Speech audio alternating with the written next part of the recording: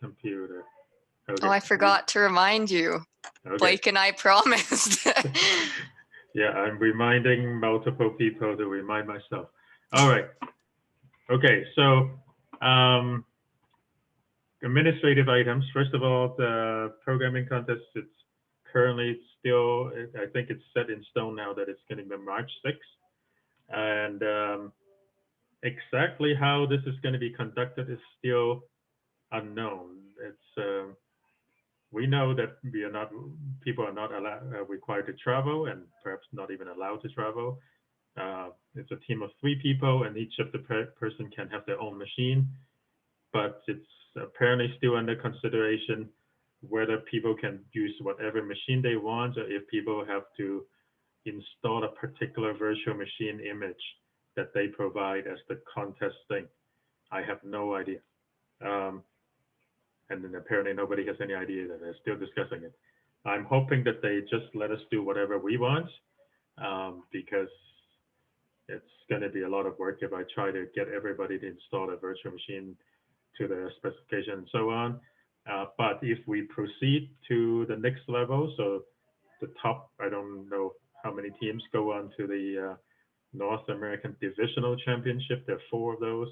We're probably in the West Division. And in that, when we get to that stage, then we are required to use one of the standard images and so on. But I guess if you actually get to that stage, then it's okay to put in a little bit more effort. And so for now, I'm going to assume that we just use whatever setup you have at home, and that's it. Now, we definitely need to start registering. And I guess we have to figure out who is with who. I have a feeling that I know who the 3 people on the top team are. I think it's going to be, well, only one of you is here, Josh and Joseph and Dustin. And for Josh, if you didn't know, I already confirmed that Joseph can compete, even though he has graduated, because eligibility is determined based on his eligibility when it was supposed to happen last fall. So that I am pretty sure about. Now, for the other teams, who is going to go with who, or there's some people that are not very active here, but for example, there are people that participated in the Alberta contest. Do they want to compete too? I don't know. So it's important. I mean, I can try to reach out, but the fact that I can't round people up in the computer lab like I used to makes it kind of hard for me to reach people electronically. So if you have your friends or people that you competed with in the Alberta contest and so on, maybe you have a better success trying to reach out to them. Okay. So I still think that the easiest thing to do is just try to organize this on Discord. But if you want to do things in private and then let me know afterwards, that's fine. But I need to know who is with who, and then I can start registering. I think I actually need to be the one to create the teams, and then you will fill in your personal information and so on afterwards. I forgot to tell you, me, Luke, and Julie are staying together for that. I can send you something after too if you want, though. Yeah, just send me something. I think I need actually your email addresses to register, and then the way that the system works is I enter the team, punch in your email addresses, and that will trigger an email to your account to fill in your personal information. Okay, So sounds good. Yeah, if you send that to me, then I can start the process. Okay. And Josh, I assume you are okay with the arrangement with Joseph and Dustin? Yeah, I'm good with that. Okay. And then Steve, I'm afraid that you're not eligible. I asked them, I told them your situation, and they said no. That's because you were not eligible last fall. So they say this extension of 1 year only applies to people that qualify to the World Finals because the World Finals may not happen this year. So that's their reason. It's kind of what I expected. Yeah, me too. So you can go on and still try to raise money for me with giving credit card numbers and so on. But it seems like this year it's extremely cheap. The registration cost is zero. The travel cost is zero. So if you want to buy a T-shirt, it's $20 or something like that. That's it. We should raise money anyway and not tell anyone that it's costing nothing. And then next year and the year after, we won't have to raise as much money. Well, it's a little bit trickier when you raise money and deposit university accounts. You have to write reports and about all this money and what it's used for.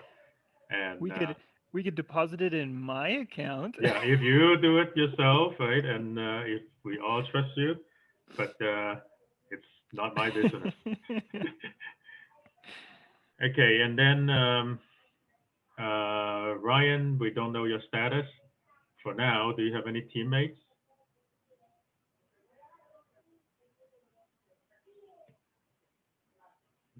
Okay, maybe Ryan's not here. And Blake and Amanda, did you two go into some contest before together, or I don't remember. I was Yeah. with Ryan and Blake at the Right. regionals 2 years Yeah. ago or whatever. So maybe for now, I mean, I'm not setting things in stone, but at least since you three are here, perhaps we will put the three of you together for now. What do you think? Yeah, that's fine. That Okay. works for me.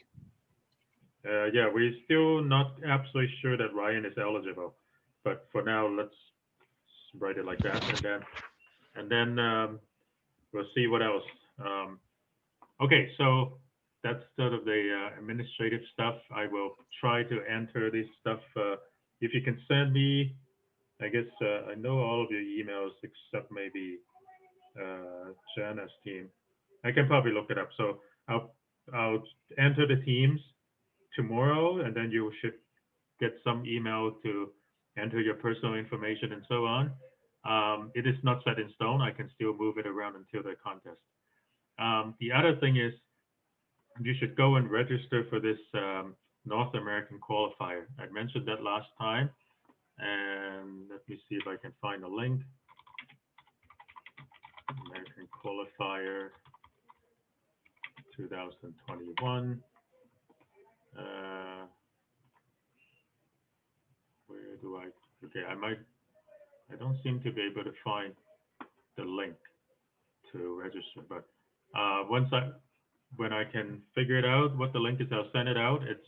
I believe it's going to be February 11th. It's a Thursday evening, and even if you can't do all of it at the time that they want you to do it, you should still register, because the number of people entering the contest, it's a determining factor into how many spots our region gets to extend to the next level.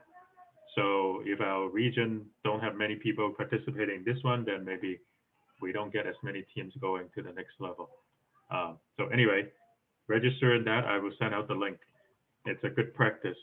All right, so with that said, are there any questions about the administrative stuff?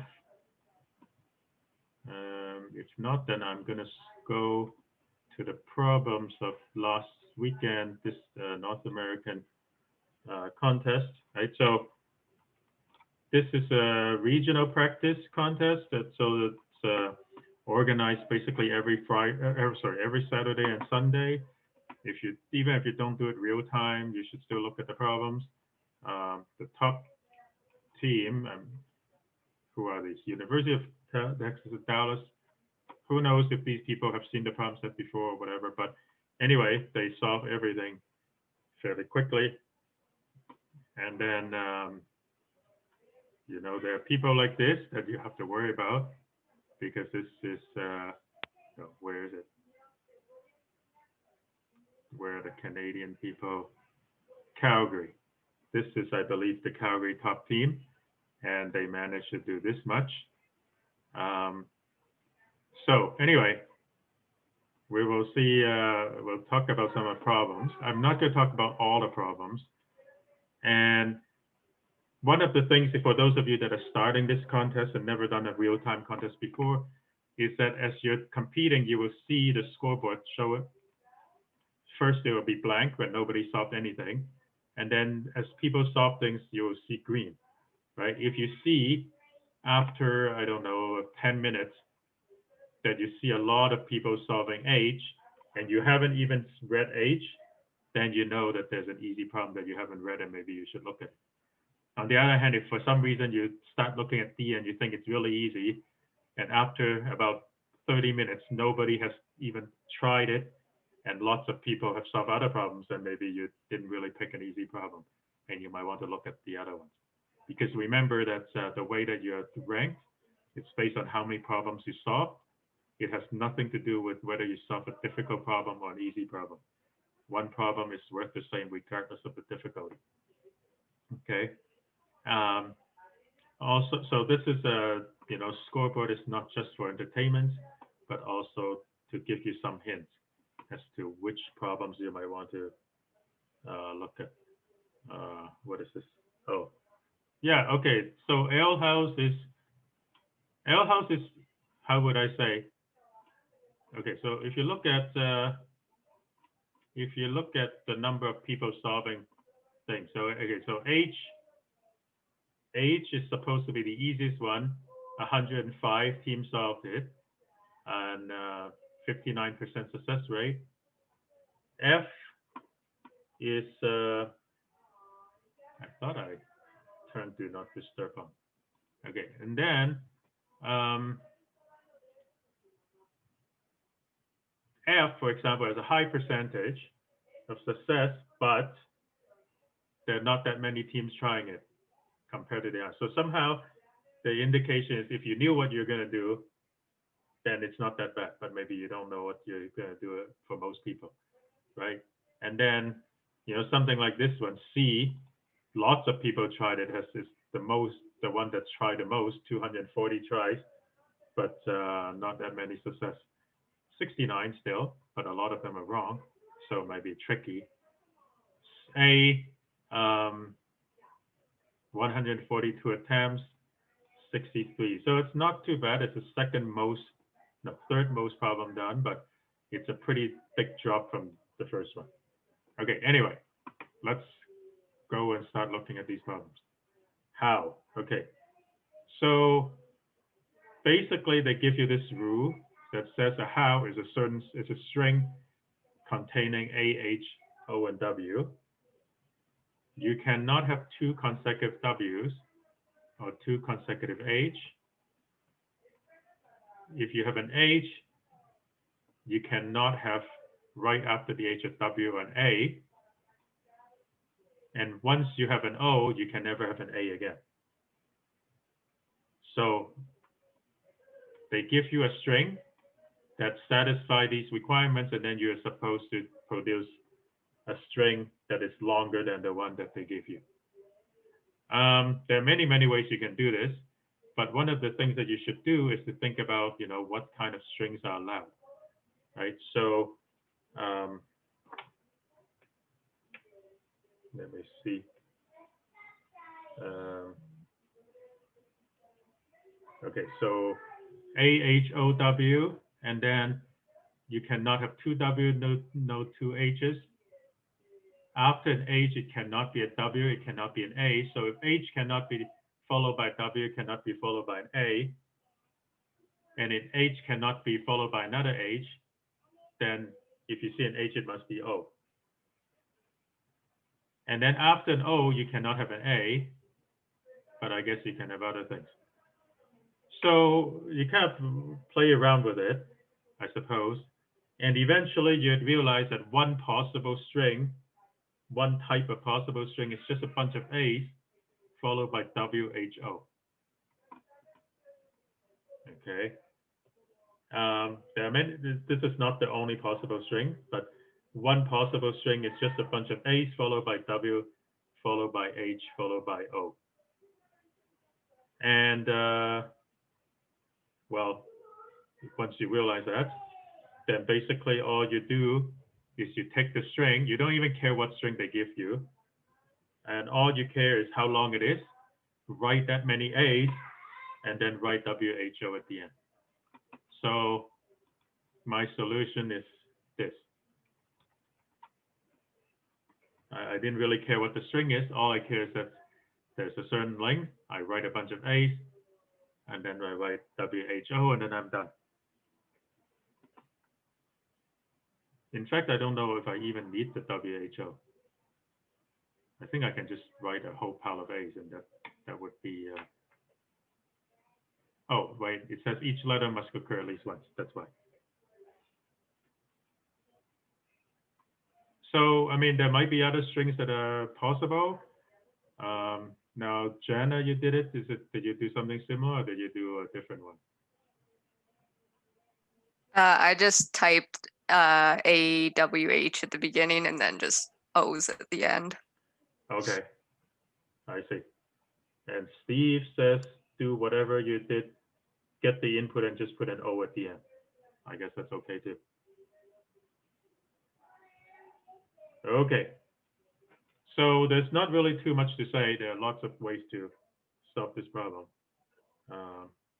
Any questions before I move on to something a little bit more challenging? Okay. The next one that is popular, both in terms of number of submissions and number of correct solution, is climbing stairs. Okay, so I don't know if you've read the problem, but basically you have a building. You want to walk n steps, either up or down the staircase. And then after that, you must register your achievement in the registration book at the registration desk. You want to minimize the number of steps you need to walk. Okay. You also plan to spend most of your day in your office, and you'll enter and leave the building through the only entrance on the ground floor.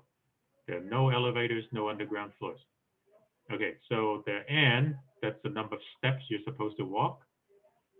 R is the registration desk, where it is, on which floor it is. K is where your office is, or the number of steps where your office is. And then you need to basically go to your office, and then at some point, go to your office, go and from the ground, exit the building back to the ground from the office, and at some point you have to register once you have done at least n steps. So let's draw this.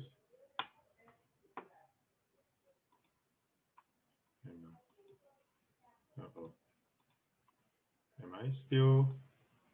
Something is horribly wrong. Okay. Can somebody tell me if I'm still online? Yeah, you're still online. And what are you seeing? Just a white screen. Whiteboard. Okay, good. Because my desktop has froze. My desktop just crashed. Uh-oh. No, but I'm still speaking through my desktop somehow. It's my tablet that I'm using the whiteboard sharing, but my okay. Let me try to. This will stop. Okay, let me try. I was getting concerned earlier. I think my lights were flickering with the wind, so I don't know if that's Okay, I just stopped. that's an issue. Okay, so I used my desktop to forcibly take control again. Now I'm used my. Okay, now everybody see the whiteboard except me, for some reason. Okay, well, okay, I don't know what to say, but you see the whiteboard, correct? Yeah, we see the whiteboard. Okay, my desktop won't show me the whiteboard. I don't know why. Okay, fine. Yeah, there's something horribly wrong here, because now my desktop, I just lost my meeting somehow. Do I join back in? No, but I'm in the meeting because I can still talk to you somehow. Okay, okay, anyway, I'll use my board. Okay, so I have N steps that I have to walk. There's a registration desk R, and then my office is K. So there are a number of things so I have 0, that's my ground floor. And then at some point, my office is somewhere. So I have to walk K steps to get to my office. And then there's the registration desk somewhere. Now the registration desk could be under it could be below my office. It could be above my office. It could be the same as my office. Okay, so what do I have to do? Right, so I first have to walk K steps to go to my office. Now it's possible that maybe K is so big and R is under K that maybe, so let's say N is 10 and R is 15 and K is, I don't know, 20. So like in this scenario that I draw, then as I go up this way, when I'm passing through it, I could register already because I already walked at least 10 steps. Okay, or I can wait until later before I register. I don't have to register right away. And now you have to kind of think, okay, should I register now or should I register later? In this case, I have a choice. But if, for example, that N is 20, then I have no choice. I cannot register yet because by the time I get to R, I haven't walked 20 steps. So it seems like there are lots of different case analysis because R could be above K and so on. But it turns out that regardless of where R is, regardless what N is, it will not be any worse if you wait until the end to register. So there's no need to actually register at any time until you're ready. So what you can do is actually just walk all the way to your office, forget about registering, then walk to the registration desk. Okay, whether it's going up or down, depending on the situation, doesn't matter. And at this point, you say, have I used the N steps? If so, you register and then you go home. And that's it. But if after you go from 0 to K and then go to R and you haven't walked enough steps, so for example, let's say that you need to walk 100 steps before you're allowed to register, then what are you going to do? You're going to walk from the floor to your office, go to the registration desk, and that gives you 35, which is way less than 100. And what are you going to do now? You're going to just walk one step up and one step down. And you just keep on doing that until you hit 100. So in this case, you won't hit 100, you actually hit 101. And it turns out that that's actually the best way. And then once you register, then you just go back to the floor and then you're done. So basically it's a matter of, I guess, looking at the two different possibilities. So you go from the office, from the ground floor to the office to the registration desk, and then you decide whether that's done or you have to add multiples of 2 until you go over the number of steps you're required to do, and then you walk home. And that's it. Now, is it possible that I get my screen back? Oh, somehow I get my screen back.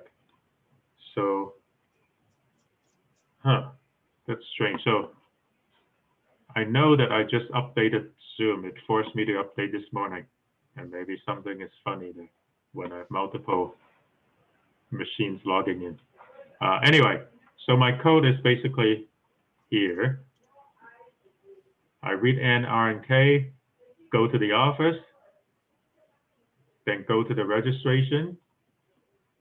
And then if I don't have enough steps, I just keep adding 2 until I have enough steps.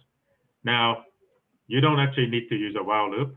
You can actually work it out arithmetically and figure out exactly how many times you have to go, but I'm too lazy. And besides, N is only 1,000, so this is not going to take too many times.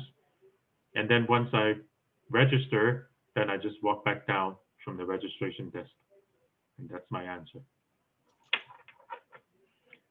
Now, I mean, you look at this and it looks easy, but you have to think pretty carefully about all the different variations and make sure that in all variations it works, right? Because the registration desk could be below, the same, or above your office. And when you get from the office, when you go from the floor to the office to the registration, it might not be enough, or it might be too much steps, and then you have to deal with all these cases. You can, if you want, actually work out all the different cases and code each one separately, and provided that you're careful, it will still work. But it's much easier, of course, if you can group them together somehow and be able to be a little bit more generalized, right?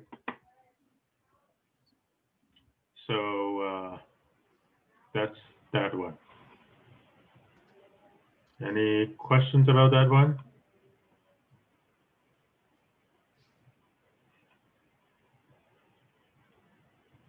Okay. All right, so let's try the next one. Okay, this is not the next easiest problem according to here. Well, 44 teams solved it. Let me see. Do you want to look at J first, or do you want to look at A first? Anybody have any particular big preferences? I feel like J is easier. So maybe I'll just tell you quickly how to do that. So here, you have a pile of books.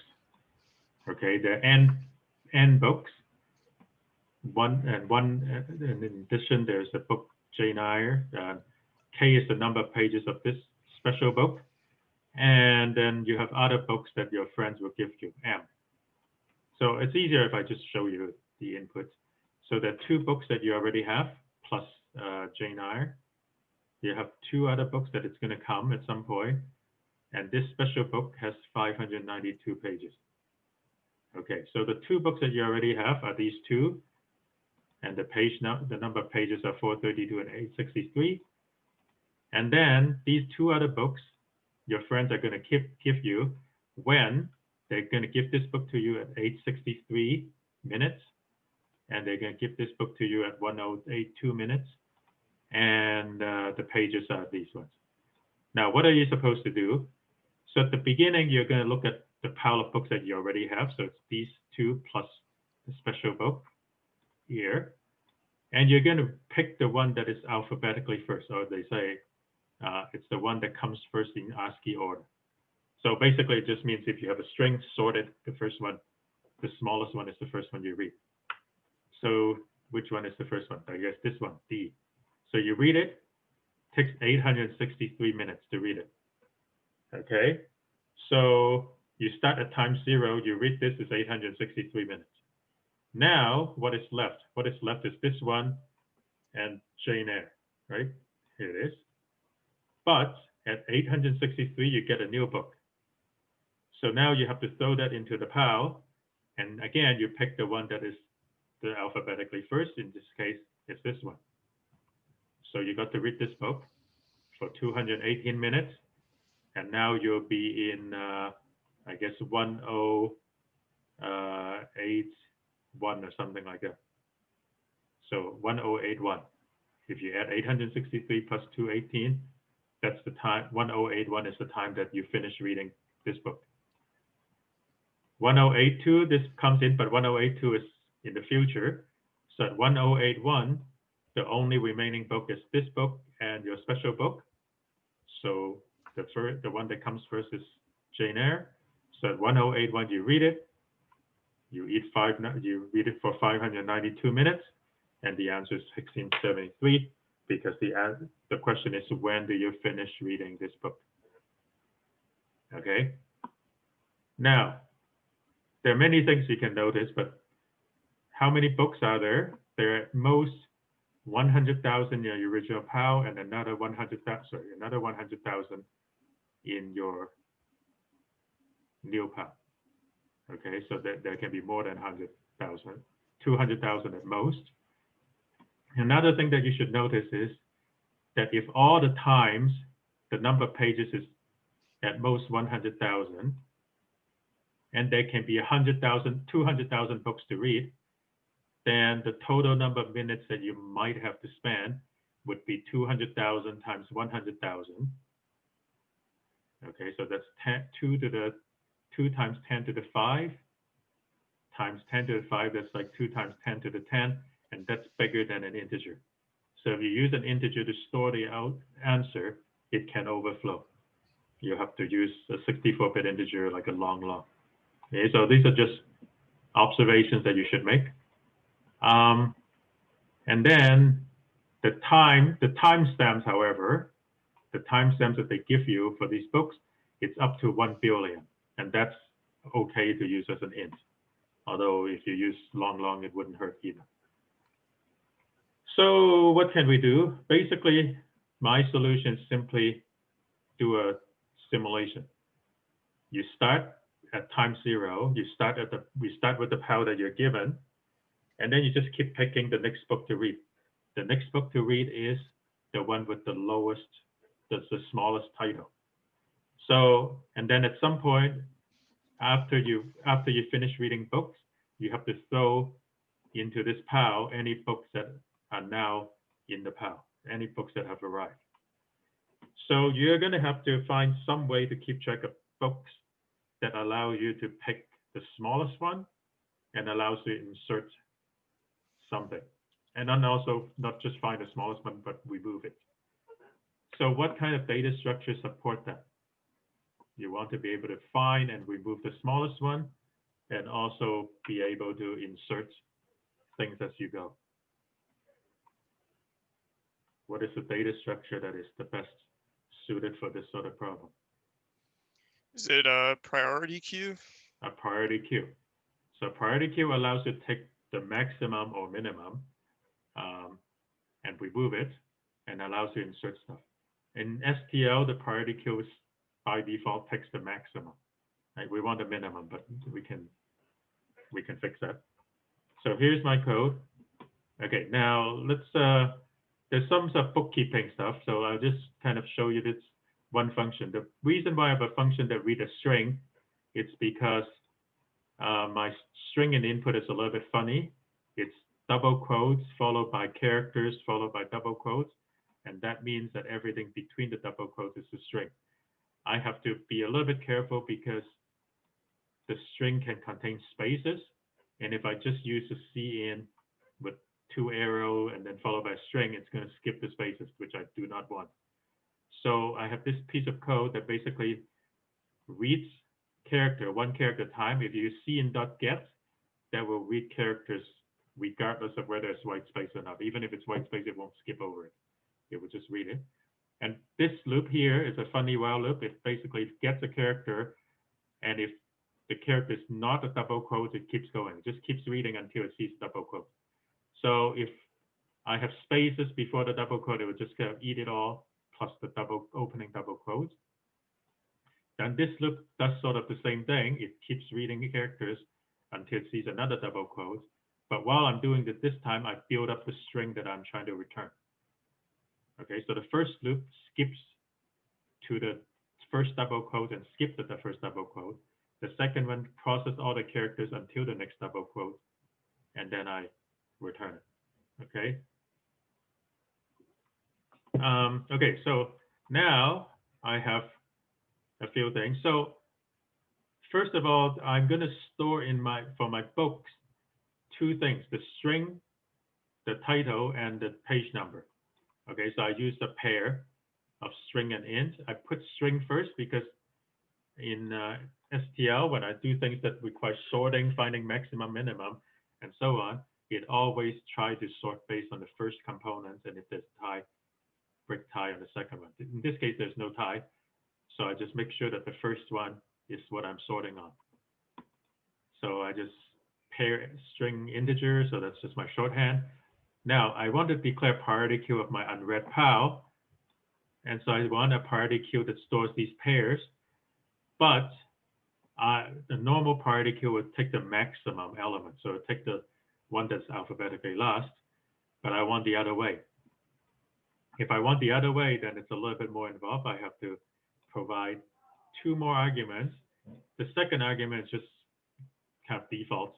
There's not really anything more to say, just say vector of that type. And then this one basically says, instead of using the less than operator, use the greater than operator to sort. And in effect, it sorts everything backwards. So when it uses this operator to sort and you ask for the maximum, it's basically the same as asking for the minimum. So this is just a way to declare a priority queue that looks for the minimum of any type. Doesn't matter whether it's a pair, string, int, or if it's a standard integer or whatever. That's the way you want to declare a priority queue that looks for the minimum. If it's just looking for the maximum, then you can just get rid of the last two arguments and use the default. And then I also store the list of books that the friends are going to toss me. But here I have two things. I have two fields. The second field is this title and the page number of pages in the book. And then the first one is the timestamp that they come in. Okay. All right. So here we go. What's going on? I read in N, M, and K. I put into the unknown PAL, the special book that I care about. Then I read the N PALs, the N books that are in the unread PAL. I read the name of the title of the book, the number of pages, and this, it's a way to insert into my priority queue a pair. Now, depends on how much you know about STL and so on. If you already have, so in the STL priority queue, this one is a priority queue of pair of string and integer. So if you already have a pair, then to put something into the queue is insert. So actually down here I use that. Oh, sorry, not insert, push. So down here I say unread.push like this, because this is already a pair. But if you don't already have a pair and you want to construct a pair, so the pair has a constructor that takes two things, then in C++, there's a function called mplace, which is basically combining the constructor of the underlying object and putting it inside a container in one go. Okay, so this construct a pair that has the name of the book and the number of pages and stuff it into this container for priority queue. And for each of the books that are in the unread PAL, I stuff another entry of the title and the number of pages. Then comes the books that our friends are going to give us. So it's the same similar thing. I read in the time that they're going to give this to us. I read in the title of the book. I read in the number of pages. And then here, because this is not a container, this is just an array, I just say, well, put the time and then the pair that represent the book, which is the title and the number of pages. There's no guarantee in the problem statement, if I remember correctly, that these numbers are sorted. There's nowhere that says that this list is sorted by number. So I'm just going to sort it. And because, so in C++, again, when you sort something that is a pair, okay, so this is a pair of something, and then the second is another pair, but the most important thing is that it will sort this based on the first component, which is the timestamp, And then if there's tie, it can sort based on something else. But the most important part is that it's sort by the timestamp. Okay, so now we got everything set up. So now we simulate. We start at time t equal to 0, and remember that I'm using 64-bit integers. And then I'm going to have this index, which is which book in the friends list have I not considered yet. Okay, my friend list is sorted in time, and I have an, instead of always searching from the beginning, I just have a running index that tells me which one is next. Okay, so wow, as long as you don't have this situation. What is the situation? That you have no more books to read, and you have no more books to come in from the friend list. In other words, somehow you have exhausted everything. This should not happen because we artificially made sure that we have at least one book that we care about. And then when we read that book, we should stop. So this is actually kind of unnecessary, but it's a guard just in case I screwed up. Okay, so the first thing that I do is I say, now I'm free at time t, whatever t is. I'm going to go to my friends list and ask, let's look at all the books as long as I haven't gone out of bounds and the next book in the friends list has arrived, so arrived before time t, before or equals time t. As long as that happens, I take that book and put it into my unread pile. And then I update my index for that list. So basically the first step in my simulation is, let's move all the books from my friends list at this time that come in at this time or before this time into my unread pile. Now that I have built my unread pile, I just ask, give me the first book. This will give me the book with the smallest title, and then I get rid of it. Okay, so I'm reading it now. So if I'm reading it, what do? I have to update the current time by the number of pages in that book. And then finally, if the book that I just read is the book that I want, then I'm done. I just print out the answer and then I break. Otherwise, I keep going. I go back to the next iteration of the loop. Once again, I add all the books from my friends list that I have to add, pick the next book to read it, update the time, etc., etc. It is a little bit tricky to get this right if you're not, careful. Yeah, because you have kind of two lists that you are maintaining. But one of the lists, if you're using a priority queue, you don't really have to do much about. You just have to make sure that you pop the right thing and you add the right thing at the right time. Are there any questions about this?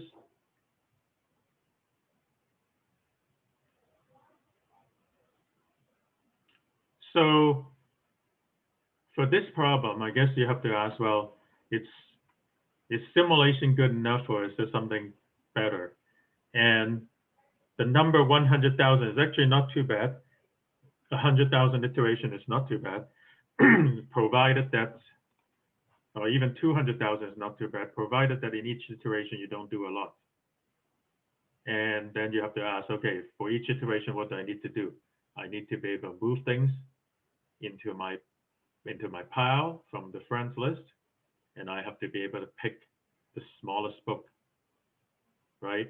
And then you have to ask, okay, do you know what kind of data structure may support that kind of operation quickly?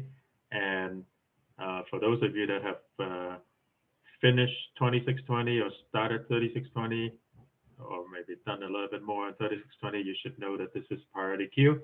If you haven't gone that far, maybe this is beyond you. But now you know. Another thing that I want to point out is perhaps maybe not so obvious. I have this double while loop here, right? So I have this while loop here that seems to go through each book once, at most once. And then I have this inside another loop that goes to the other list. So it looks like it's a nested loop. The first one going through one list and the second one going through second list. So you might ask, well, does it not look like it's a quadratic loop? Is it not n squared or n times m? And what saves us, if every single time you start from the first element in your friends list and loop, then you're in trouble. But the fact is, I start fi to be 0, but every time I move one book from the friends list, I increment it. So one way to think about it is that if you ever look at a book and you move it, you will never move it again. The book can only be moved from one list to the other at once. And you can never execute too many times in this loop for each book. Once you have executed this loop for a book, it will never be executed again.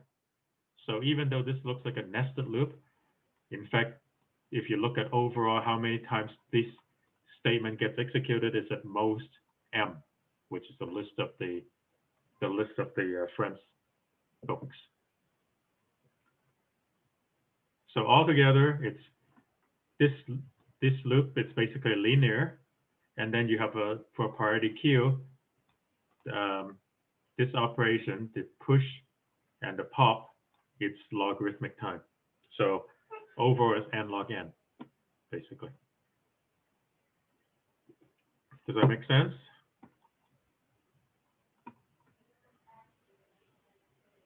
Any questions? Okay, now the one that some people looked at because it happens to be the first problem, Ale House. All right. I don't know how many of you actually read the problem carefully, but let's just quickly jump to here. You have n, which is how many people you care about, 100,000 people. K up to 604 million seconds, I believe, or millisecond. It's how long you're willing to go to the bar and stay. Okay, you're willing to go to the bar and stay at a certain, stay for this long. And then you have a bunch of these n people. Each person has an enter time and a leaving time. So it means that they enter the bar, Ale House at AI, and leave at BI. Your goal is to pick out an interval that you can go to the bar in for k milliseconds so that you can intersect with as many of these n people as possible. And by intersecting, they talk about this, but basically even if you walk in at the same time they walk out, you still meet them, okay? So the easiest thing to do is draw pictures. Okay, so we'll draw a line like this, and this is time. And for each person, so I'm going to use what color here? Blue. Each person will have a certain interval. So one person may come in at this time, AI, and leave at this time. And maybe another person only stay for a little bit. Maybe another person come like this. These intervals can overlap, can intersect in all sort of ways. Okay? The only thing you know is that every person has an enter time and a leaving time. Meanwhile, you are willing to go to the bar and spend k milliseconds. And your goal is to figure out when you want to go to see the most number of people. Okay, so for example, here, if I go in the interval that I drew, then I guess I'm seeing one person, just one. If I decide to, let's say, start here and move k, let's say, I don't even know if this is the same length, but let's say it is, then I get to see 3 people because I intersect with this one, and this one. And the question is, yeah, where, it actually doesn't ask you when you should enter, but suppose you choose the optimum time to enter the bar for k seconds, what is the maximum number of people that you can meet? That's the question. Okay. Now, with many of these problems where you have things happening over time, it's usually a good idea to draw a picture like this. Draw a line for time, okay? And then try to see what's going on. Okay, so let me erase a few things. Let me try to draw a few pictures. So now let's say that you decide to spend, this is your K seconds. This is how you decide to spend it. You enter at that time and you leave at that time. Now you arrive before anybody came. You're kind of wasting your time because by arriving too early, you're not really gaining anything. So, in fact, if you were to shift this one by a little bit, so you enter at the same time as the first person that enters, you will not lose anything. You can only gain. You might not get any better, but you cannot lose. Agreed? And what's more, in fact, if you decide that maybe you don't want to enter the same time as this first person, maybe you want to enter at this time. Okay. Well, actually, there's no reason to enter at this time because there's nothing to lose if you shift your interval to just before or just at the same time as the first person leaving. So what am I trying to say? If you decide to enter the bar at a time when nobody's entering or leaving, it actually will not hurt you by delaying your entry to the next time when something actually happens. It never hurts. Does that make sense? Is there any questions on why that might be? So if you believe that, then you don't actually have to decide, you don't actually have to try entering this bar at all the possible times. Rather, you only have to try to enter the bars at the times when something happened. Those are the only times that you have to try. Okay, there's no point trying to enter the bar anytime in between because you can always shift your interval to the next available arrow the next time when something happens, and you will not be any worse off. So immediately, if you see this, if there are n people, then the number of these points is 2 times n, because each person can enter and leave. So each person produces, if you want to call them, sometimes people call them events. Each person produces 2 events, and you only have to consider start entering the bar at these 2 times. Does that make sense? So if you buy that, then the next thing to realize is, okay, so let's say that I decide to go K, whatever K is. And now the typical thing that you want to do is you want to slide this forward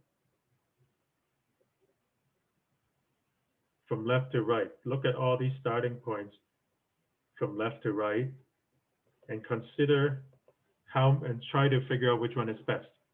Now, of course, you can, for each interval, you can scan your whole list and ask how many people are in the bar while you were there for the next K seconds, K milliseconds. But if you do that, if every time you do that, so you do it 2 times n times, let me just switch a different color. So if you, every time you do 2n, the 2n intervals, if every time you have to scan all n people to see which one is in there, that would be 2n squared. N squared, and n is 100,000. That's not good enough. So now we have to be a little bit more careful and ask, is there a better way to figure out who is in the window without actually doing this linear check every single time? And the answer is yes. So what I mean, what am I going to do? I'm going to start the first window. In fact, I'm going to make K a little bit bigger so it's easier to see. So let's imagine that my first K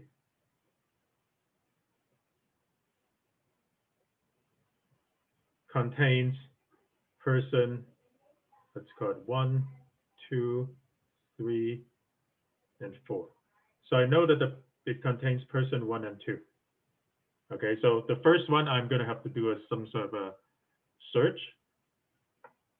Let's say that, okay, for now, let's just say that I check all of the intervals and I discover that person 1 and 2 intersect with my, okay.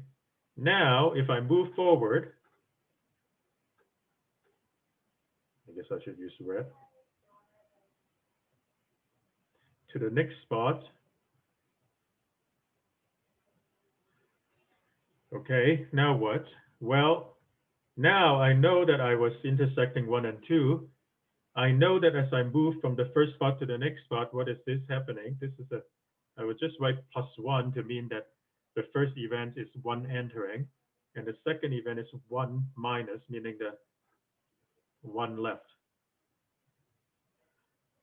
Now at this point, I can move forward. I know that I already have 2 entering from the first one. And then if I know that 2 already entered, then I can scan forward from this point and realize that 3 also entered. So I can say 3, it's entering as well. But 4, it's not entering yet because K doesn't reach that far. And that's it. And now I know that I have 3 people. What happened if I next move it? Okay, so now I move it again to here. Now I have to be careful. What do I have to be careful about? I know that I used to be lining up on the -1, and I just move away. So what that means is that I know that 1 is no longer part of my set, so I have to remove it. Yeah, I have to have some way to remove it. And then I also know that I just reached +4, so I have to add 4. So what do I want to say? What I want to say is I'm going to look at all of these, I'm going to look at all of these events. Each one of them is either entering or leaving, but each one of them also have a time. I'm going to sort them and I'm going to move through them from left to right. Each position is going to start a window of size K. And as I move, I'm going to try to include more things when the intervals start touching the other intervals, the entering. And if I move out, when I leave an interval, then I'll remove stuff. And as long as I have a data structure that allows me to efficiently add and remove things, then this is not so bad. And in this case, I'm going to use a set. Okay, I'm going to use a set.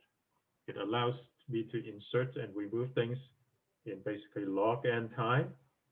And then the fact that I'm basically doing this 2 times n times, 1 for each event, and then for each event I do log n steps, meaning that the whole algorithm is n log n time.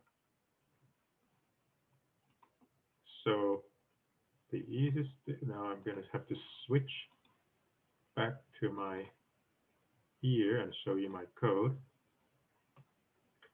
Okay, so I do a little, the code itself is not very long, but I do have a few slightly tricky things. Okay, so I'm going to use a pair to remember what is the event. And the event consists of a timestamp. I want to use time first because I want to sort by time. Then I have an ID, which is the person who is actually entering or leaving. and I'm going to do something a little bit funny. If person 1 is entering, I'm going to call it -1. And if person 1 is leaving, I'm going to call it +1. If person 2 is entering, I'm going to call it -2. Now, why do I call leaving minus and why do I call entering minus and leaving plus? Because if multiple event happens at the same time, then the tie breaking will rank the negative ones first and the plus later. And I want to process, if a bunch of people, some people leave, and at the same time some people enter, I want to process the entering first, because if I have an interval that touches that spot, I have to count all the people that are both entering and about to leave. If I process the one leaving first, then I would have lost those people. That's why I do this funny thing where I have a way to order the ones that are entering first. Okay, anyway, that's important, but technical small detail, I guess. And then I basically just have an array for storing all the events, and I know that it's 2 times the maximum n. Okay, so what's going on? I read n and k, which is the number of people, and then the length of the interval that I'm willing to stay. I loop through n times, and then I read the intervals, and then I add the -I for entering and +I for leaving. Now you might be asking, why am I using this funny loop when normally most people would write I equal to 0, I less than n? And this is something that you have to be very careful about if you ever play this trick about plus or minus. Because if you have an ID 0, you will not be able to distinguish between +0 and -0. So I have to make sure that I use 1 base for my ID and not 0 base. If I use 0 base, I would be completely screwed because I don't know if person 0 is entering or leaving. Okay, that's why I use 1 base. And then this basically just stuff the events into the array, and then I sort them by time. Okay, so now I got the array sorted, the events sorted. So what do I do? I have an answer. So this is the number of people I can meet, which I initially set to 0. The set of people that are in the bar, again, at the beginning is empty. Okay, we'll ignore this and for now. So for each of those event points, what am I going to do? I'm going to put the starting time to be the time of event. That's the time that I enter the bar. Okay. Then I'm going to search forward while I'm going to search forward on all the events. And as long as the events are still within my time from the start plus k. So I'm going to look at all the events that are in my window. And if the ID is negative, that means somebody entered. And if the ID is negative, somebody entered, I just insert it into my list. What is this and? And it's just an index, basically an index of which events I have looked at. So as I'm sliding my window over, and if I already moved somebody from that list into the bar, I don't have to consider it again. So it's the same trick as I did before.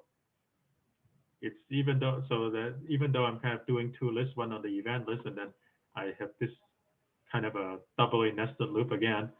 But I don't start from scratch every time. Every time I go from where I left off the last time. So again, this is the same trick done twice, that I'm moving each element at most once. So this is kind of linear, even though it looks like it's quadratic. And then, so now basically everybody that's in the bar in this set are the people that are in the bar in this window. And then I just update my answer to be the maximum of my old answer and whatever the size of the bar is now. And then before I go on the next loop iteration, I'm ready to shift to the next step. So if I'm just about to shift out of something that was an event for people leaving, then just before I go on to the next iteration, I'm also going to get rid of that person from the bar. Okay, and that's it. So again, I mean, the code looks, it's short, but it is a little bit intricate. You have to make sure that you do the right thing at the right time. If you mess up things and rearrange, then it could be a little bit tricky to get right and tricky to trace. So there are two issues here, I guess. The first, the most important thing to realize is that you want to use what we sometimes call sliding window, right? You have a window of size K and you slide it from left to right, and you have to realize that you only care about sliding it at key points, not everywhere. That's the first step. And then the second step is usually these problems allows you to slide the window from left to right, keeping track of something that you update from one step to the next relatively cheaply instead of computing from scratch. And together, that's what this algorithm is. This is typical sliding window algorithm where you keep track of some information that you update. So, you know, teams that can get this in 10 minutes, they probably have solved this kind of problems thousands of times, and they just look at it and it's clear immediately what to do. But if you have never seen this, of course, it's not necessarily that easy. So you should definitely try it. Any questions? Howard, since we're only interested in the number of people in the bar, is it really necessary to maintain a set? Couldn't we just use in bar as an int and go +1 and -1 instead of insert and erase? But the problem, I think, is, let me think here. Can you just do +1 and -1? Because there's nobody comes back, right? There's no, we're not going to have the same number twice. Like the same person can't have more than one enter event or more than one exit event. Or if they Well, do, then I missed that okay. in the problem description. There is a very simple way to find out without thinking.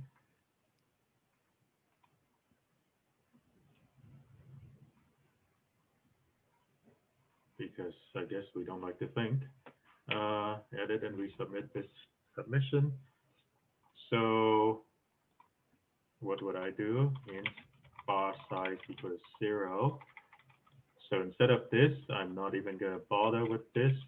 I'm just going to say bar size ++.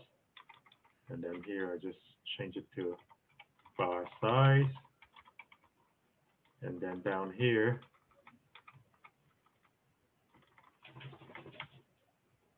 I would just say bar size -. Is that kind of what you said? Yeah, basically. I mean, I haven't written the code, so. Well, let's see. I don't see any obvious counter example yet. So Yeah, my assumption is that it would work, and that your way would be necessary if we wanted to know anything about the makeup well, of the there you bar go. during the window. Yeah, there you go. So you're right. You don't even need the set. Okay, so that's a good observation. So I guess you have an even more effective way of keeping track of this information. I blame Joseph because he told me to use a set. He told me to solve it with a set. Okay, sounds good. So actually it was easier then. Okay, now I'm going to talk about a problem that I haven't done myself, although I know what I'm supposed to do. Okay, so there's this geometry problem, okay? So you have a bowling lane of length L with W.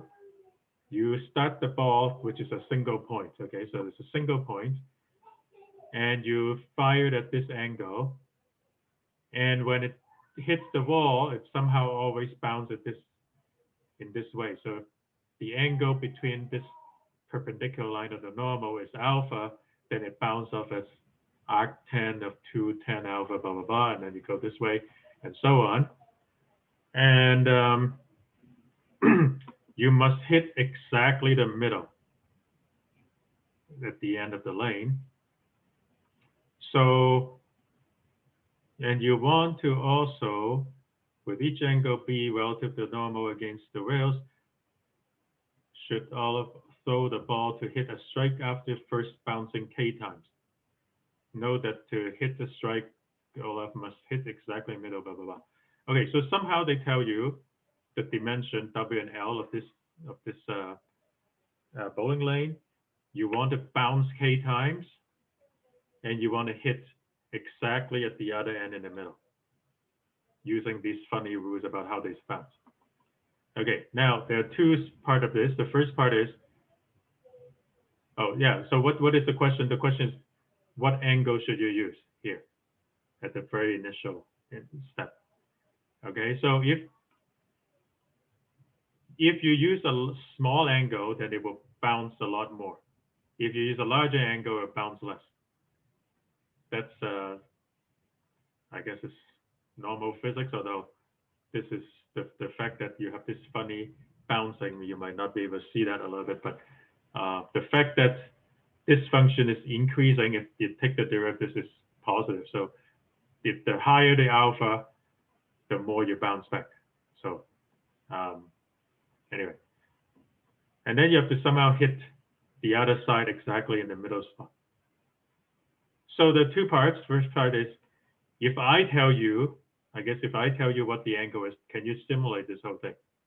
Right, so that's the geometry part, right? So if you know that you start from here, you know what the angle is, then using trigonometry, you should know how far this is, right?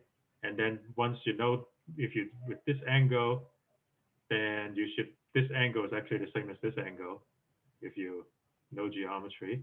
Then you can use this formula to figure out what this angle is. Then again, using trigonometry, the fact that you have this width, you know, this divided by this is equal to the tangent of this, right?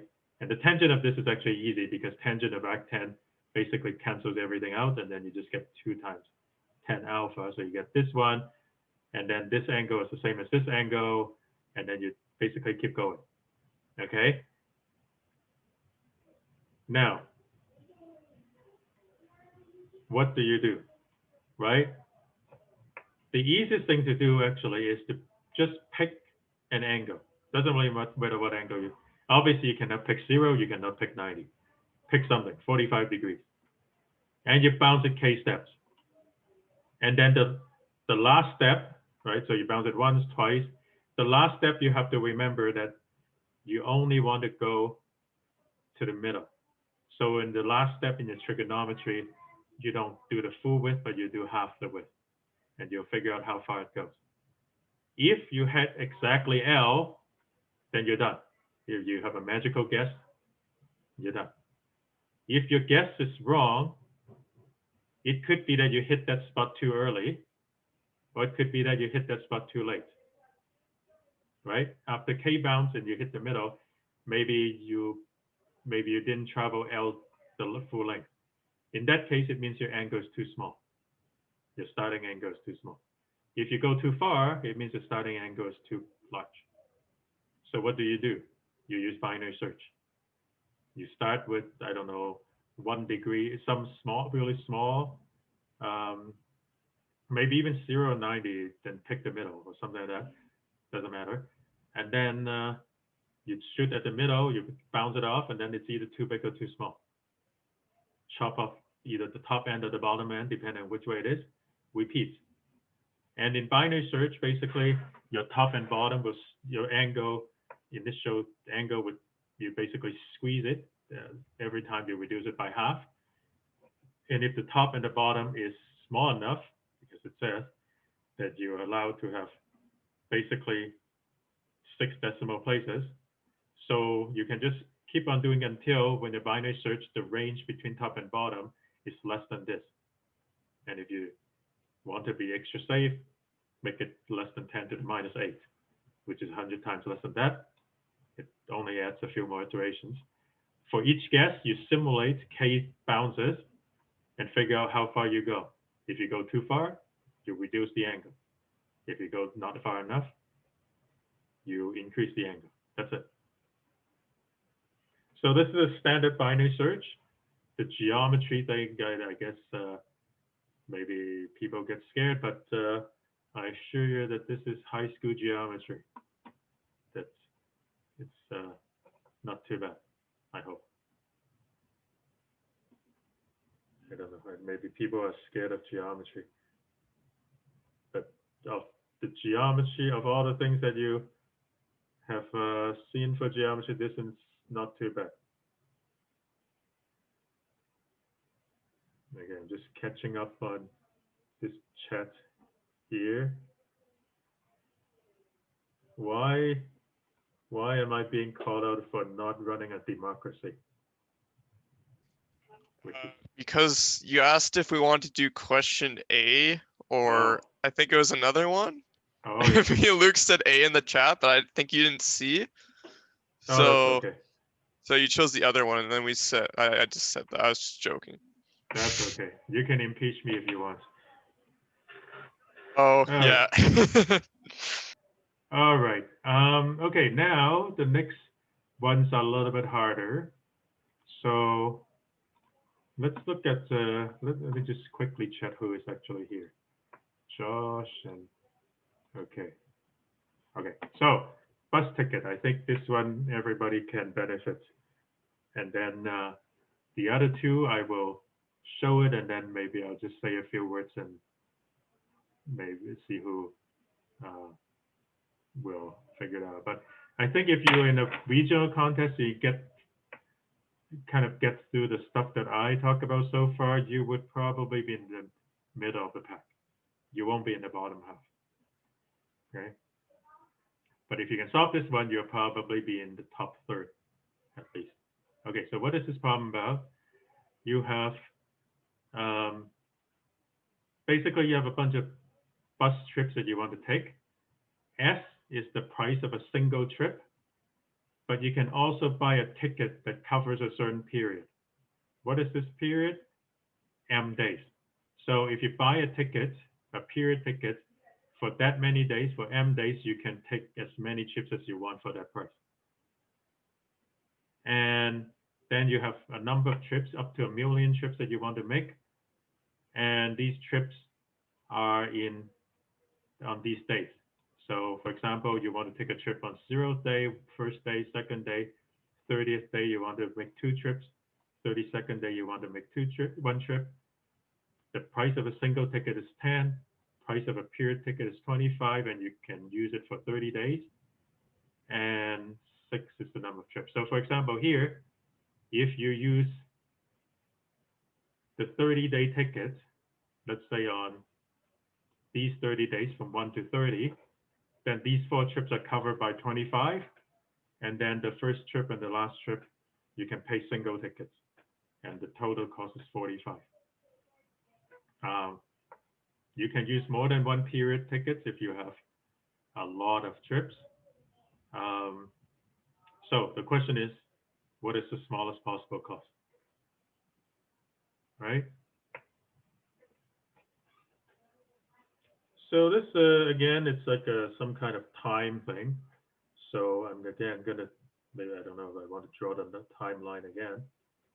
So sometimes you want to take trips, then sometimes you might want to take multiple trips, and then you have trips that you want to take, and maybe like this. And maybe, I don't know, maybe your period trip ticket can only cover this many days. And so, you know, maybe you want to cover these 3 days with 1 period because it seems to be worth it, right? But it also depends on how much it costs between a period ticket and a single trip, right? If the period ticket was worth 10 times more than a single trip, then maybe you don't want to do this because it's cheaper to buy the 5 tickets individually, even though you can cover it with a period, right? And then here, for example, maybe this one, there's no way you can cover any other trip. with the same period ticket, so maybe it doesn't make any sense to buy a period trip. Maybe just buy single. So these are singles. And then here, maybe you have a period that can cover this, but then you have to ask, is it better to buy 2 single tickets or not? Right? So you have this problem of basically, how do you buy your tickets so that the total cost is minimum? That's the question. So in this problem, they actually kind of nice, I suppose. They actually give you these times in non-decreasing order. In other words, it's sorted.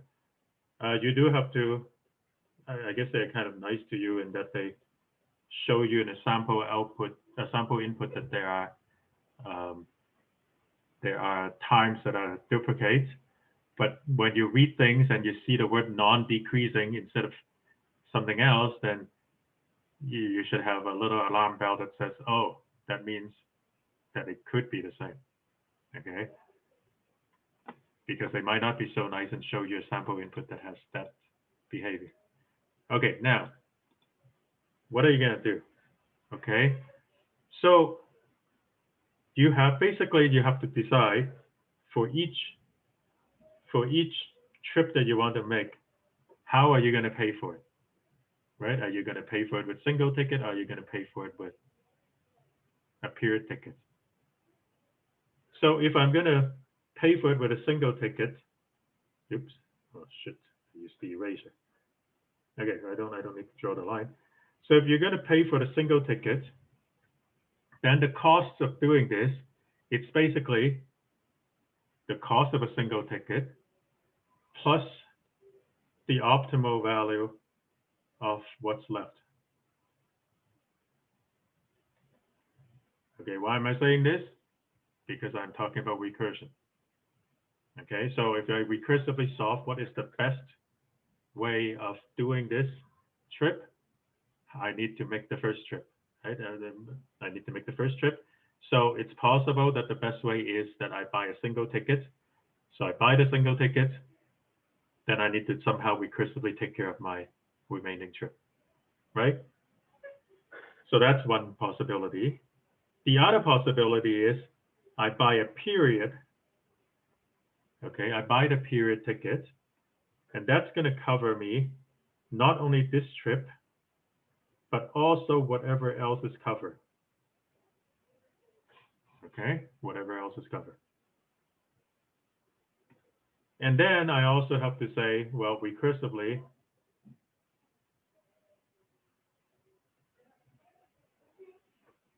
whatever is the remainder.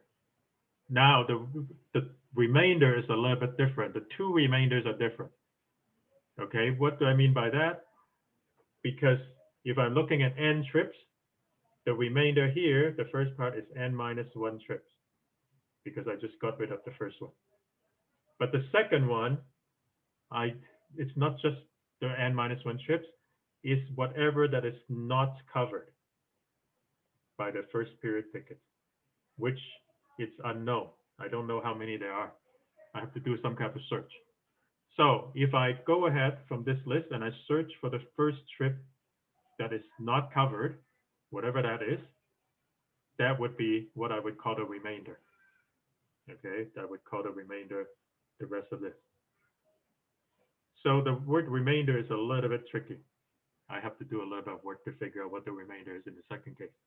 But let's imagine that I know how to do that. Then I compute this. I compute the first one, I compute the second one, and I take the minimum of the two. And whatever it is, that's the answer for doing this. Okay, so if you believe, so first of all, maybe I should ask, is there any question about this approach? Is there any reason why you might think that it's not the right one, or so on?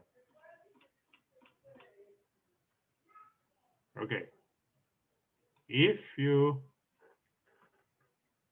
are okay with this, then we can start writing a little bit. I wouldn't call it code yet. So if I write f of K equals to the optimal cost to cover trips K to, oh, sorry, my daughter is yelling. Okay, so the optimal cost to cover all the trips from the Kth trip all the way to the end, to the last trip, then what I want to compute is f of 0. F of 0 is what I want. And then I have these recursions. So the recursion is, what is the recursion? This eraser is not that great on this whiteboard.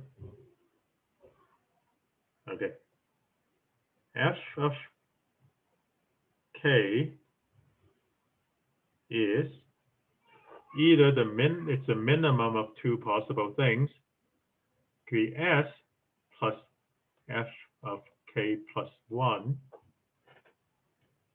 okay, or take the period plus F of K plus something, I'll just call it T. What is T? I guess I say K plus T is the first trip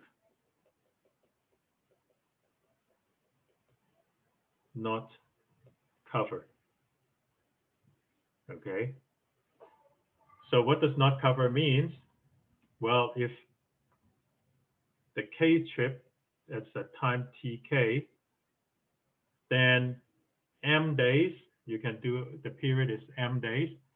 So it can cover everything from here up to TK plus M minus 1 days. Remember that it's M minus 1 because you have to include the first day. So as long as the time, well, is it, okay, I shouldn't use T here, but if the time is bigger than this, then it's not covered. It's the first one that's not covered. So what do I do? If I'm at this point, I scan my list forward until I find one, the first one, that is not covered by my arrow. Okay. Now again, this is once again this contest seems to have the same theme over and over again. If I were to look for the first spot that is just beyond my window, if I do that every time, it's going to be slow. But if I'm doing this, if I'm looking at this window and this is my first one, and then the next time I start my window here, then I know that I don't have to start searching from the beginning. I can start searching from this point, and then the next one, and the next one, and so on. So it's again the same concept that if I don't start from scratch to search for this, but every time I just start from where I left off, then it turns out that it's not that bad. And of course, there's a base case, f of n minus 1, I guess. If you have f of n minus 1, how do you cover the last trip? It's the minimum of either S or P.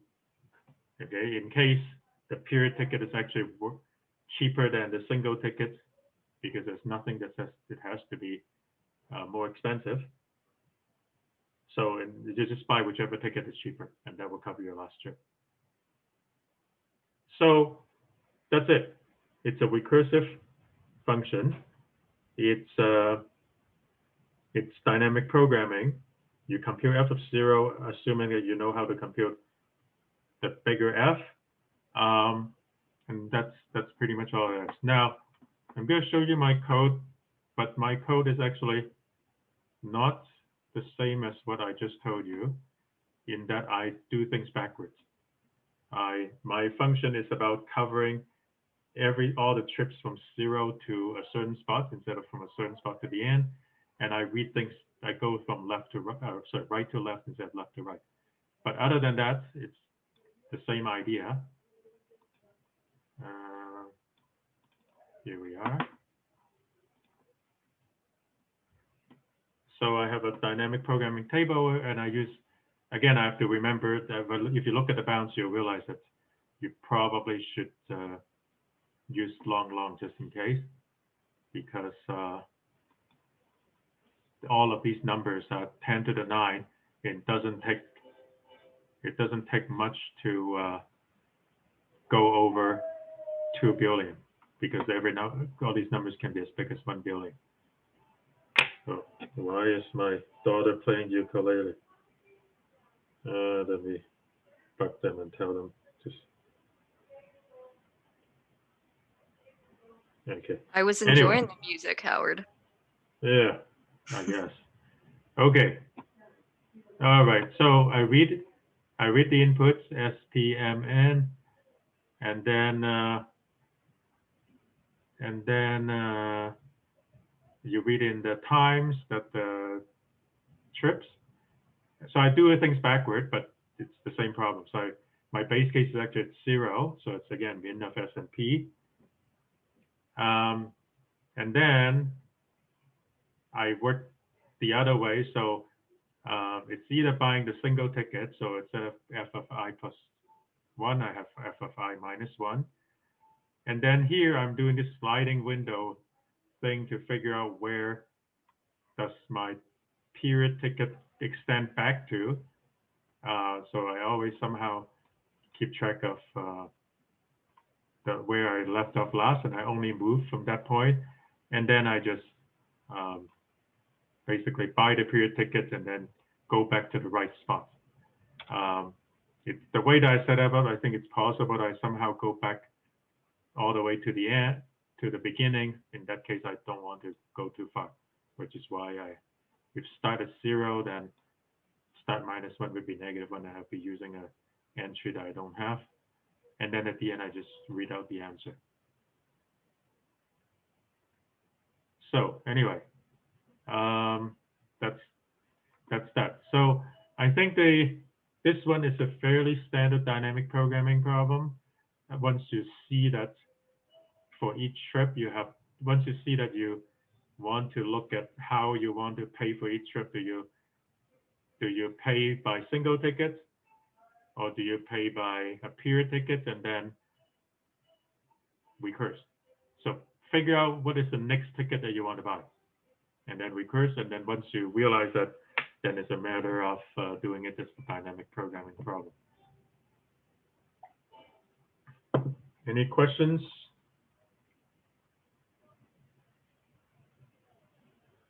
Okay. Now the last two maybe is a little bit more involved. So Josh, certainly I hope that you understand what I said, and people that have taken 3200, I hope that there'll be some understanding here. I think it's easier if I actually talk about the harder problem first, because it's easier to describe. Let's see, harder problem. Problem I, how many teams solve I?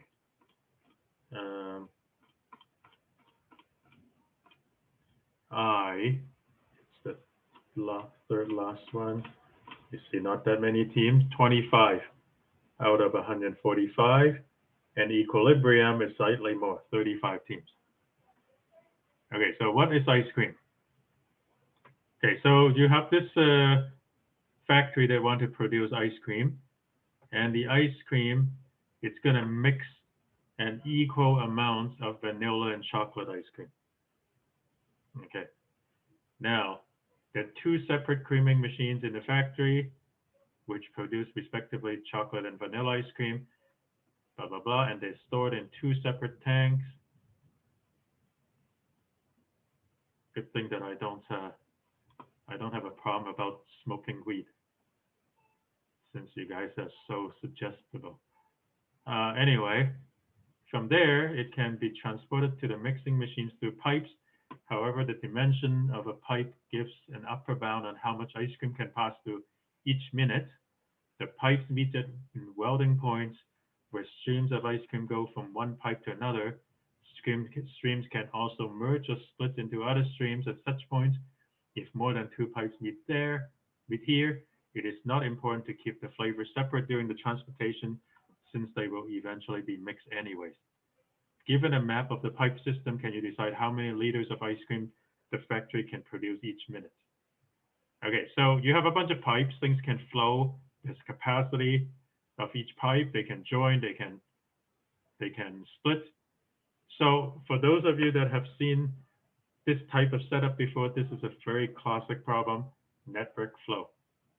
You have a graph, the edges have capacity, and they can split and join. You want to know how much water or whatever thing you're trying to push through per minute. So a standard network flow problem would have a source and a sink. You have a source where things are flowing. I guess that's your tap. You can turn it on, and a sink where you take things out. And you want to know what is basically the highest volume you can turn the tap on, and what is the maximum flow you get.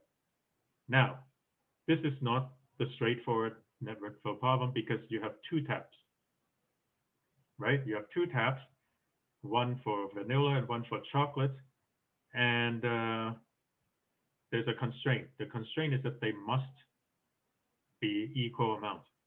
So you can't just say the maximum was 100, but 60 chocolate and 40 vanilla. That doesn't work. You need 50-50. And if you cannot do 50-50, then you might have to stick with 40-40, even though you can do 60-40. Okay, so they tell you that there's certain welding points. One is the mixing machine, so that's the sink, and then the two sources, the chocolate and the vanilla.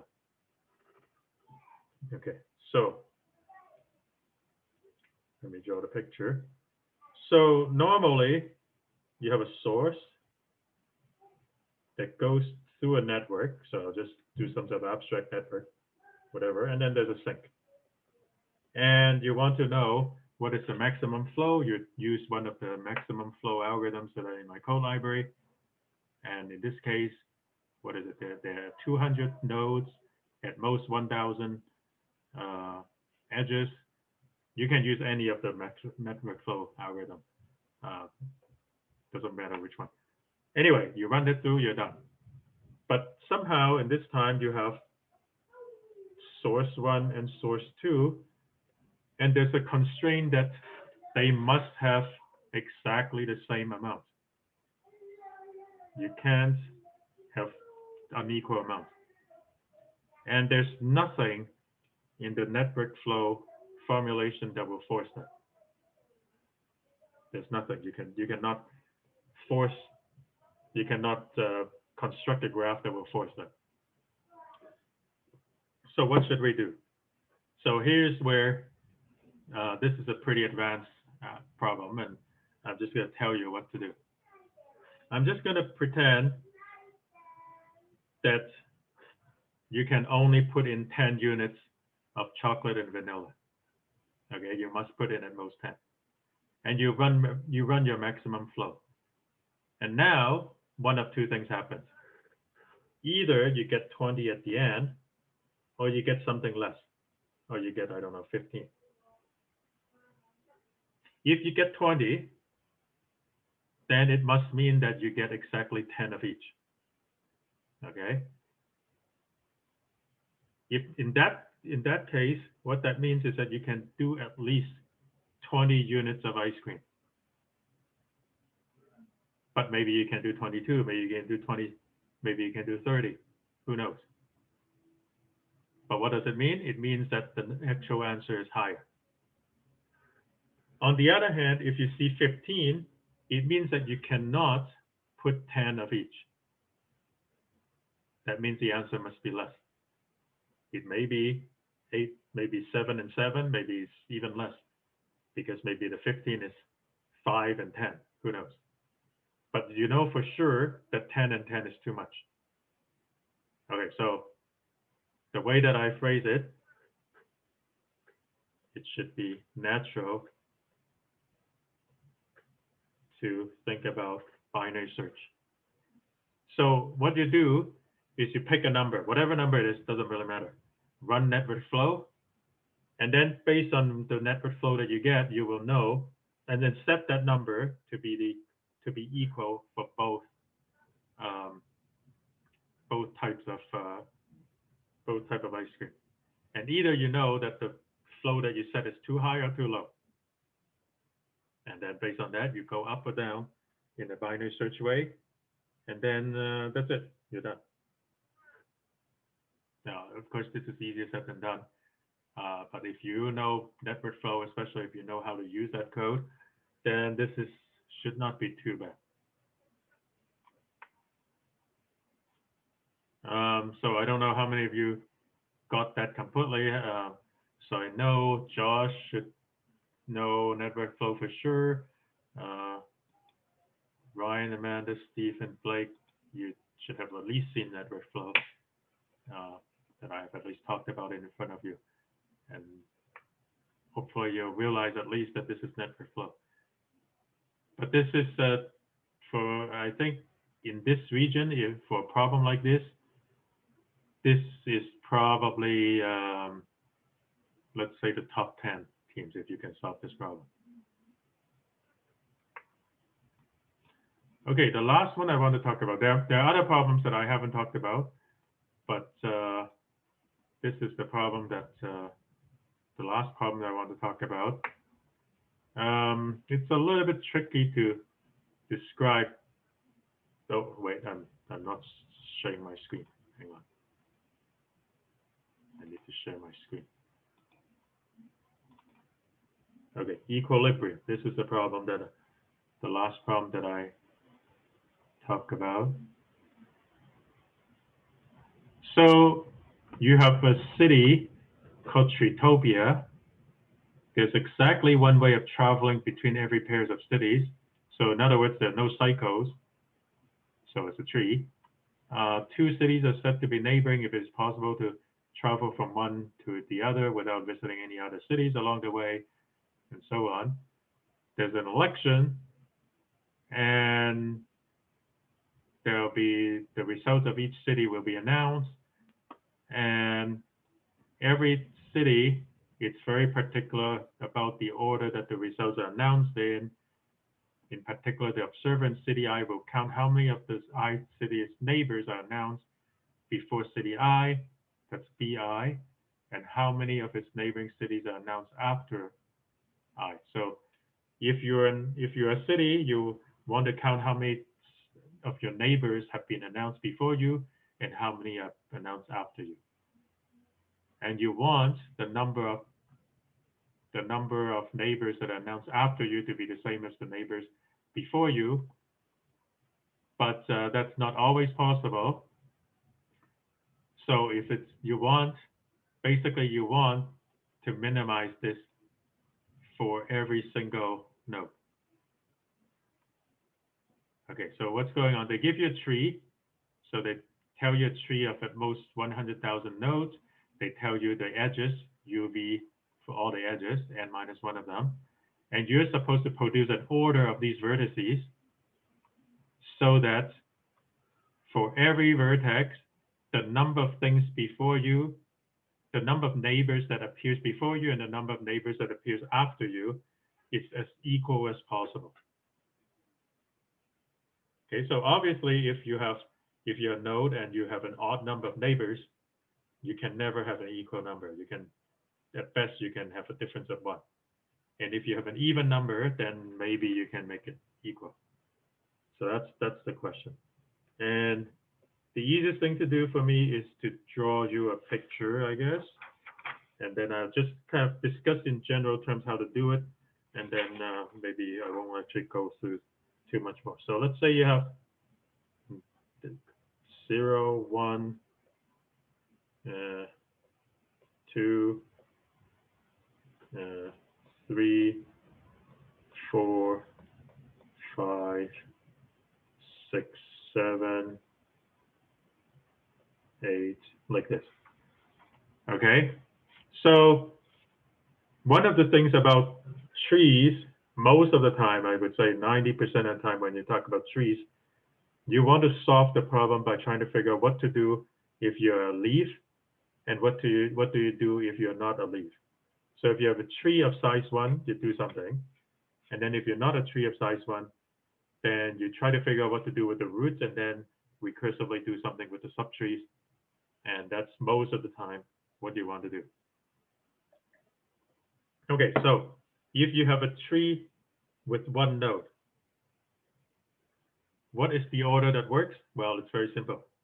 The order is just itself. You just, whatever that label is, you just report it. There's nobody before it, nobody after it, you're done. Okay, that's not very interesting. Now, let's look at the roots here, 0. You have 3 neighbors, 4, 1, and 3. You must make sure that you want to be as balanced as possible. And, well, there's not a lot you can do because there are only 3. So you have to do 2 on one side and 1 on the other. So either you do 1 before and 2 after, or 2 before and 1 after. Which one first? Does it matter? Actually, we're not going to care. We're going to just say, let's say 4 first, and then 0, and then 1 and 3. Okay, so if I have these 4 numbers in this order, then at least with respect to 0, I'm good. Because I have one thing in front and 2 things after. There's nothing better I can do. Okay, now, what about the rest?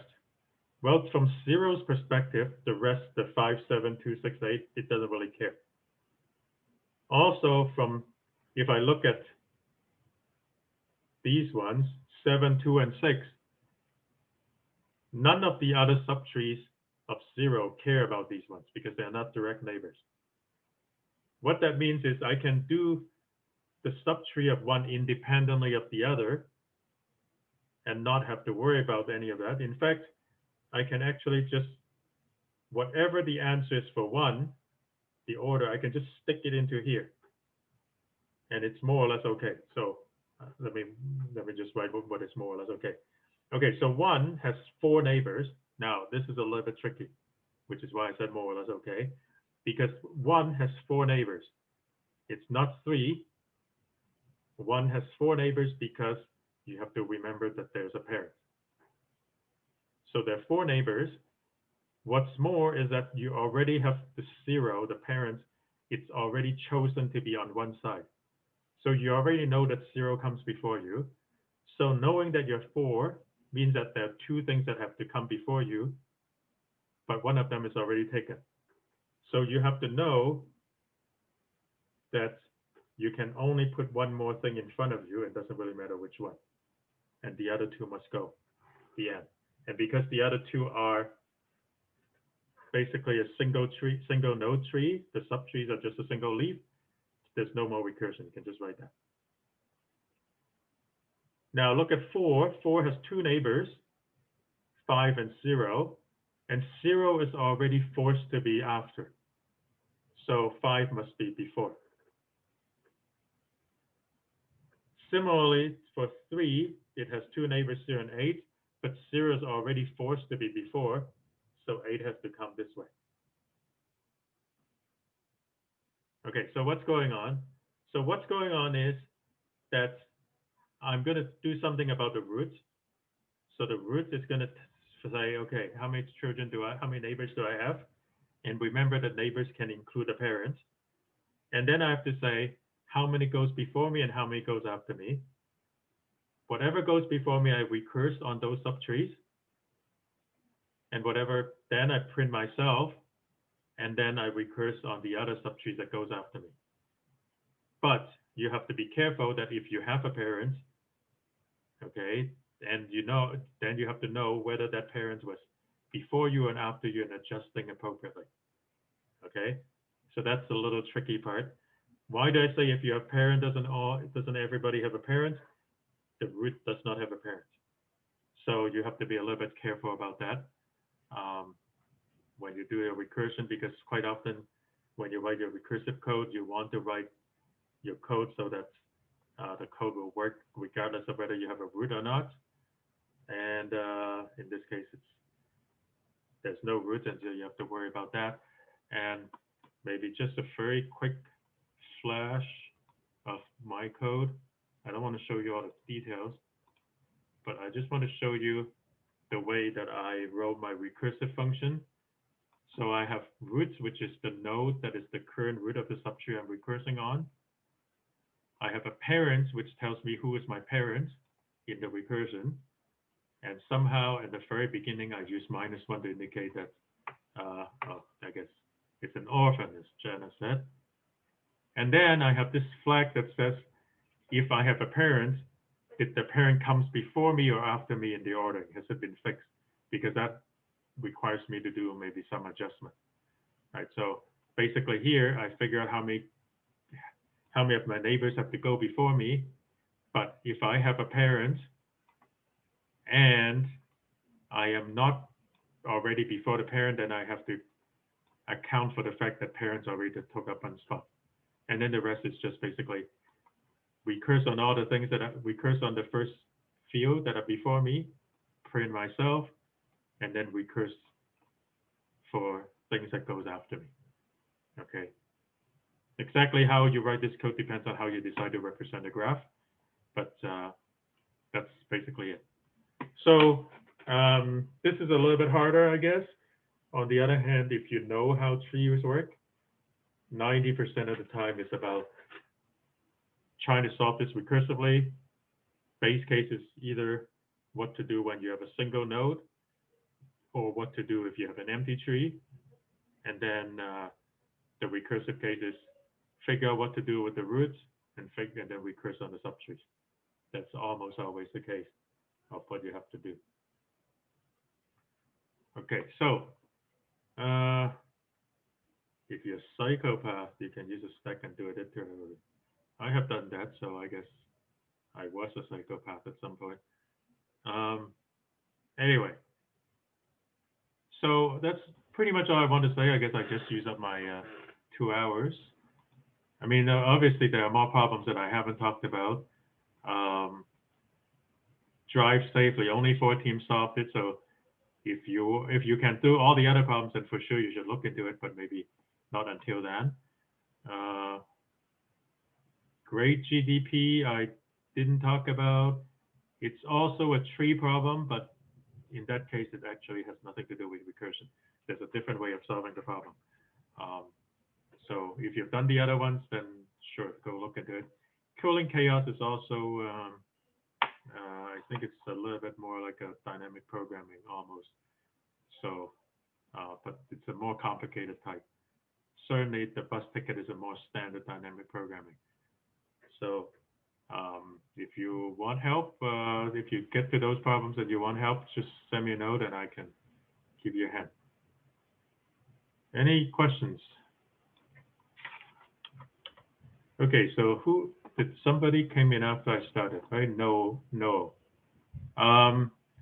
So before, what's happening?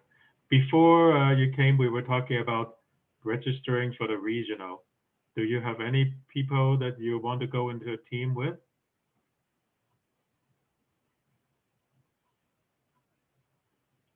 No, are you there? Okay, well. Hello. Hi. Sorry, I had to pick up my mic and Yeah, put that's it in. okay. Hello. So the question was, yeah, do you have anybody that you want to go in as a team for the regional? I think the only person I know here is Jenna. So Right, maybe Jenna. yes, you already have a team.